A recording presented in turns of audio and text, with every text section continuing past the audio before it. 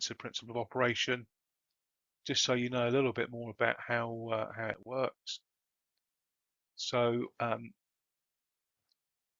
this is a typical horizontal air-cooled condenser. So as we've spoken about earlier, the high pressure refrigerant gas enters the compressor here. We then have our cool air being pulled through by our condenser fans. We start to cool the refrigerant gas, and it will start to give up its heat, which is rejected up through the condenser fan. So notice here the direction of airflow, because when we clean these condensers, we want to do it in the counterflow direction. So that's the opposite direction of airflow. Once we've started to condense, we have a mixture of mainly liquid and some vapor, which will leave the liquid line here, or the condensate line. Sorry, we could be going that way.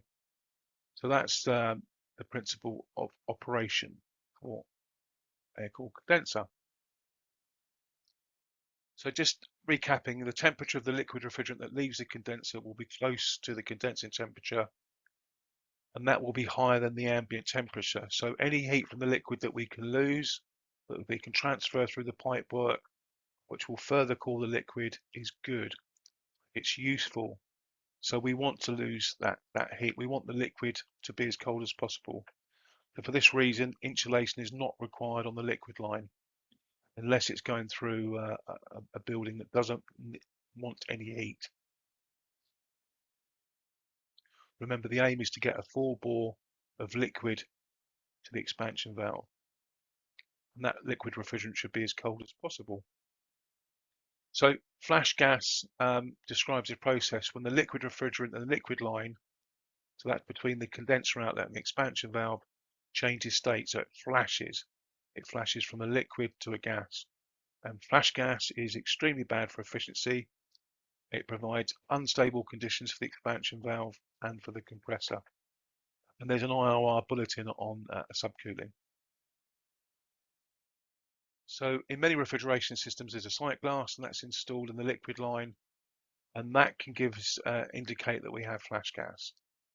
Best practice with long liquid lines and high vertical pipework would be to install some form of subcooling to prevent flash gas. Remember, the aim is to get a full bore of liquid to the expansion valve, and for that liquid refrigerant to be as cold as possible. So here's a sight glass. Just because you don't have bubbles in your sight glass doesn't mean you have subcooled liquid at the inlet. So engineers should measure the pressure and the temperature close to the expansion valve. So here you can see we've got some liquid which is flashing off. So what about subcooling? So some systems will have a subcooler in the liquid line. So a small amount of liquid refrigerant is flashed off in the liquid line to prevent subcooling.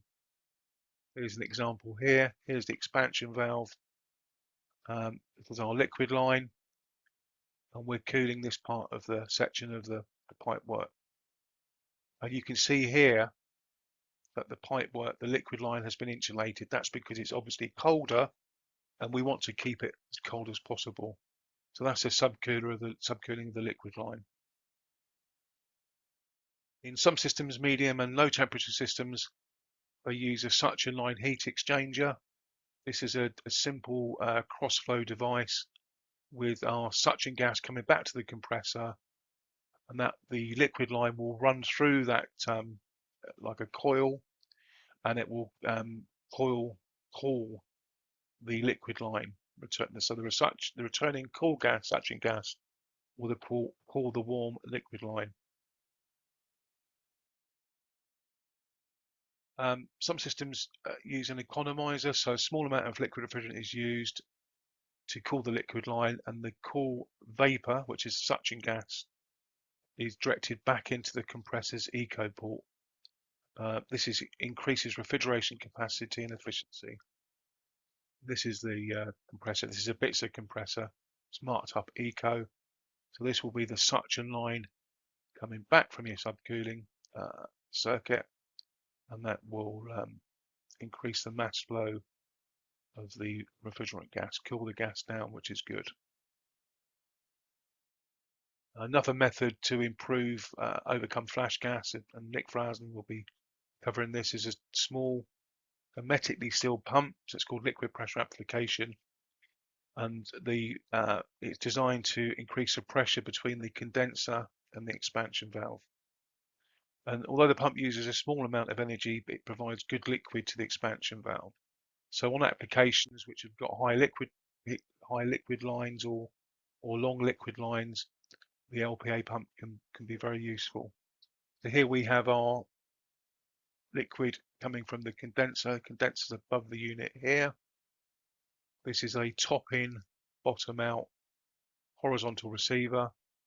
And here we have our liquid that's coming on to the liquid pump. This is the pump. The motor is on the left hand side. The impeller here is a magnetically driven. And this is our liquid coming out here. Sorry, that way. That's got our liquid line. So basically we're raising the pressure of the liquid refrigerant in the system. You can, at design stage, put an additional subcooling section into a condenser. Again, this will increase the net refrigeration capacity, but this would have to be done at design stage.